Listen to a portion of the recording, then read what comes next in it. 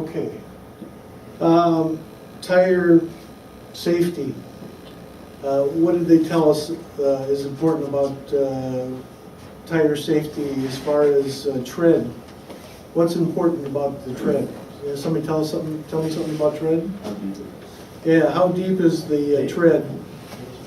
And then of course they showed up here on the diagram that you can put a quarter in there, and it's important to have enough tread so that the tires will grab, that they'll filter the water away.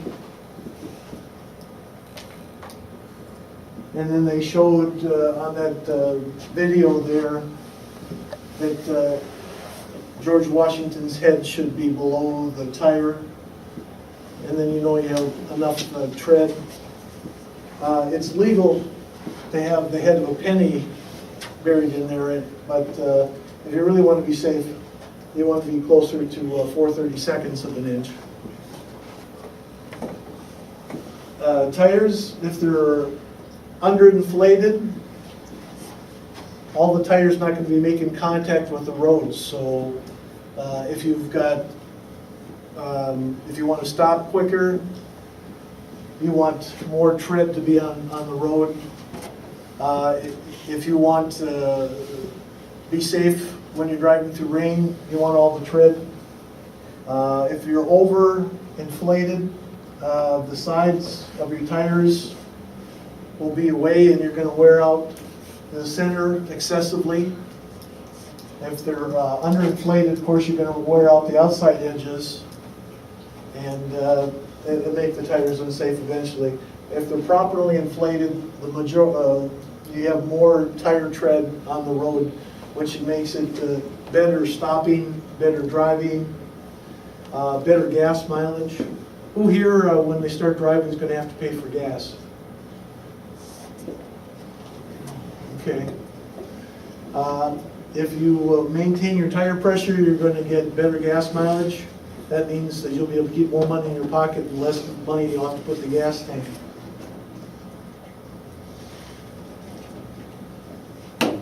It's important to rotate your tires on a regular basis. I think they recommend like about every 6,000 to 8,000 miles.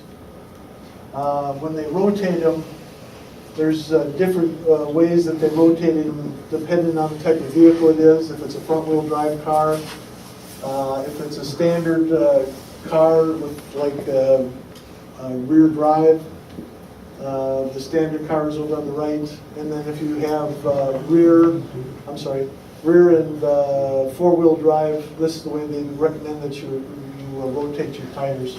And that's so that your tires wear evenly and they'll last longer. Anybody know what the price of a tire is, replacing a tire? Like $500. They're very expensive. Every vehicle is a little bit different, but yeah, they could probably be as much as $500 on some of those full-size SUVs. By the time you have it installed and everything.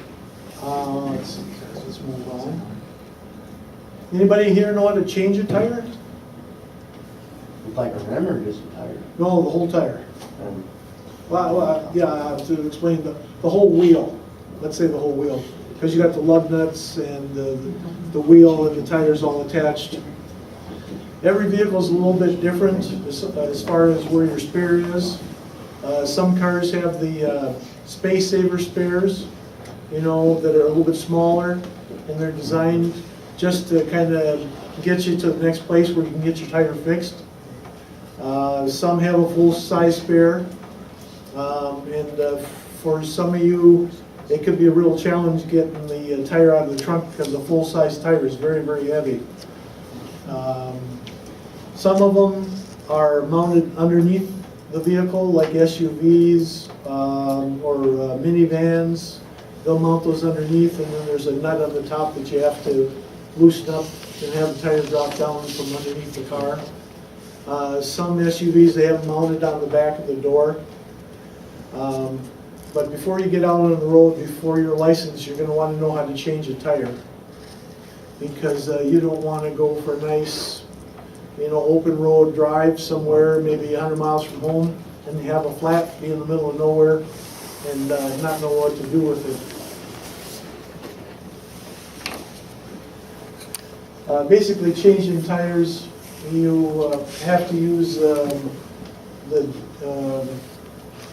you have to use a jack. But there's some things that you want to do before you decide to change the tire. You'd want to choose a safe and level spot. You don't want to be too close to the road, because you got cars on the highway zipping by. And if it's your driver's side tire, that's going to place you really close to the traffic. So you want to pull off the road as far as possible so that you're not endangered when you're changing the tire. You should shift the car and put it in park, and then be sure to apply the emergency brake fully. Check the owner's manual, and that'll tell you where to place the jack. Every vehicle is just a little bit different where you place the jack. If the flat's on the front, usually it's behind the front tire, but there's a special spot if you're using the jack that comes with the vehicle. You want to check the spare and get out the jack.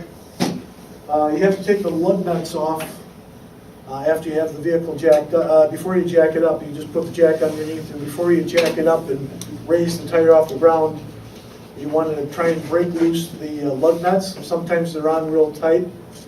If you don't have substantial weight behind you, sometimes you need to get up on top of there and use your foot to bounce up and down on there to kind of break loose the lug nuts. Let's see. So once you have all the lug nuts loose, then you can jack up the tire and then continue to take the lugs all the way off.